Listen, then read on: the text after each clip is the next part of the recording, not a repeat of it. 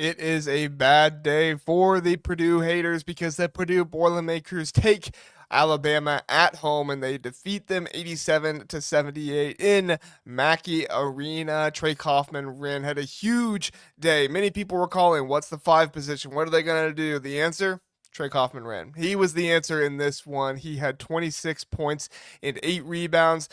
Alabama did not have an answer for him. Their only answer was really Cliff Amorie, and he got in some foul trouble. He had some injury issues a little bit in this game, and they just were not able to consistently put somebody out there to battle against Trey Kaufman-Renn and Purdue's long-standing home dominance, 21 consecutive home wins and 25 straight November wins. That is absolutely insane. If you thought that there was going to be a drop off with Zach Edey leaving, you are mistaken. You are mistaken for sure. I personally believe that Purdue could keep it going. I didn't know if they'd win the Big Ten, but I knew they would be a contender up there. Still, now we still have to see it for the rest of the season, but I do believe this is a team that is going to find a way because they have excellent point guard play. They have a menace at the 2 spot, and they have found a 4 and a 5 man who, as long as he stays out of foul trouble, he should be able to be huge for them in games. And on top of that, they have one of the best coaches in the country, Matt Painter. The Purdue Boilermakers are for real.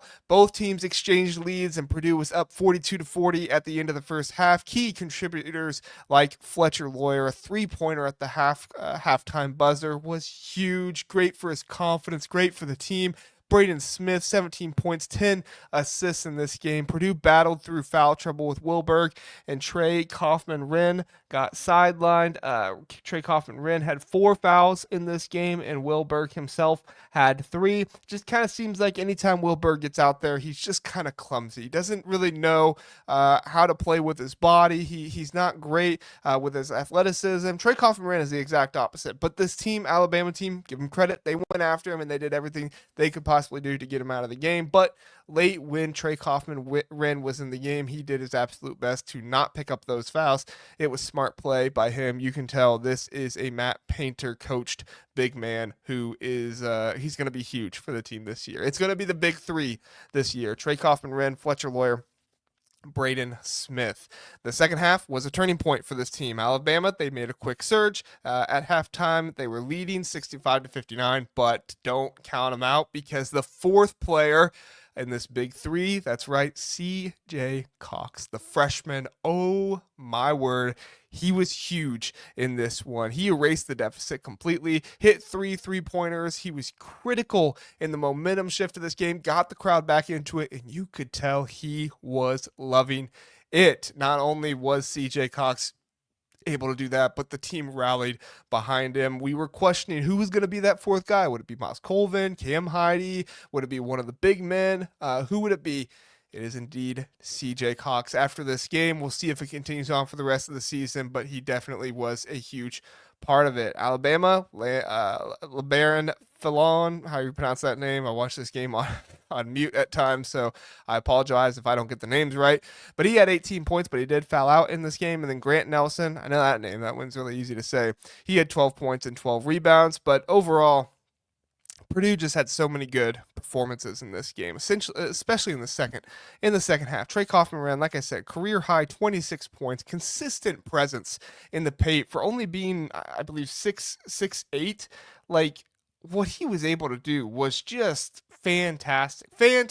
What he was able to do, being undersized against Cliff Amorie, and every single big Alabama would try to throw at him. If it wasn't Cliff Amorie, he just made work of him, and you could tell they knew he was going to his right every single time. Even the broadcasters were mentioning it. They know he's going right, but he still goes right, and he still scores. It was something to see for sure.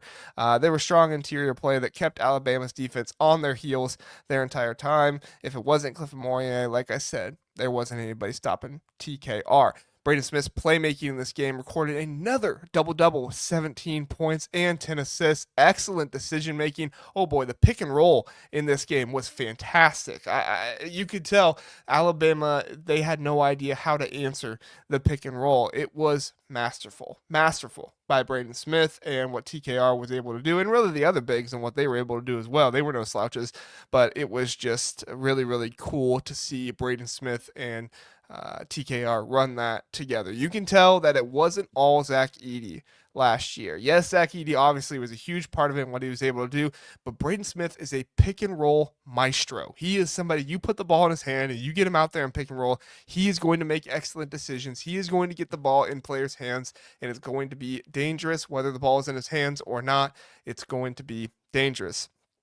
Like I said, CJ Cox, he was explosive in the second half, scored 9 of his 11 points during Purdue's critical 13-0 run. He was efficient shooting from behind the arc, helped Purdue secure the lead. And I think the biggest part of what he was able to do was really just get that Purdue team confidence back. They were down and it was kind of waning a little bit, but when CJ Cox got out there and he really went to work, it was a sight to see for sure. Now, not everything was perfect for Purdue. We do have to point out maybe some areas that they can get better. Rebounding struggles. They had some struggles rebounding. Matt Painter acknowledged it at the in the press conference that Purdue didn't win the rebounding battle in this one. Purdue they had 10 offensive rebounds, and overall they had, let's see, 25 defensive rebounds, so 35 rebounds overall to Alabama's, to Alabama's 37 rebounds. They had 26 and 11, so they out-rebounded them on both the defensive and the offensive end. The defensive breakdowns, I mean, they're against a team like Alabama, that's going to happen, right? Purdue had lapses of defending Alabama's perimeter shooting, especially early in the second half. Alabama finished with 8 of 20 from behind the arc, and we were wondering if this would be the game where Alabama would showcase that. I didn't think it would happen because it was in Mackey Arena, and things definitely looked bad at times for Purdue, but the crowd definitely got into this, and it definitely took a toll on this Alabama team. This is one of the few arenas in college, but I shouldn't say one of the few, one of the only arenas. I mean, there's more than, I'd say there's maybe 15 or 20 arenas that can win you a game in college basketball. I'm not saying Alabama or the Mackey Arena won the game for Purdue in this one because I think they made enough good plays, but they definitely assisted in this team winning the game majorly. They definitely did a great job, and that's not me taking anything away from the Purdue team. That's just me giving props to the students and the crowd and everything they were able to do in this game because you could tell it was affecting Alabama. Listen, Mark Sears and Grant Nelson, they're really good players. They found ways to be to exploit Purdue's defense, particularly with flare screens, which confused Purdue. It was difficult for them to try and figure out. This is an Alabama team that is very good on offense, but Purdue was able to match their offense with offense of their own.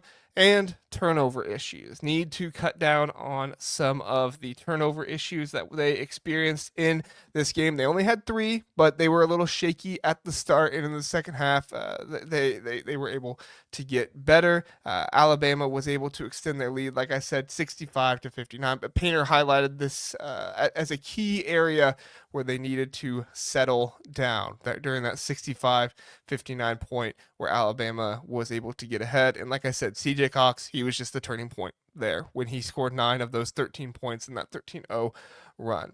Highlight some of the key players in this one. I mean, it's the normal guys, right? TKR, Braden Smith, Fletcher Loyer. I do want to give shout outs to the other big men as well. We talked a lot about Trey Kaufman-Renn and what he was able to do at the 5 spot, but Riley Burgess was able to do a lot there. Will Berg, even though he got himself in foul trouble, he still provided 9 minutes of good overall play. I wouldn't say it was anything spectacular, but he was serviceable in there, did a good job. You could tell that there was some good defense being played. And then Caleb Furst. I thought Caleb Furst did an excellent job. He came in only playing 22 minutes on the season, and then he came in this one and did an excellent job at the 5 spot for this team. He finished with, Caleb Furst. He finished with 6 points, 2 rebounds, and 13 minutes of play. His plus minus was 8 in this one. So no stats that are going to jump out at you, but I think if you watch the game back after this, you'll see that Caleb Furst made an impact on this game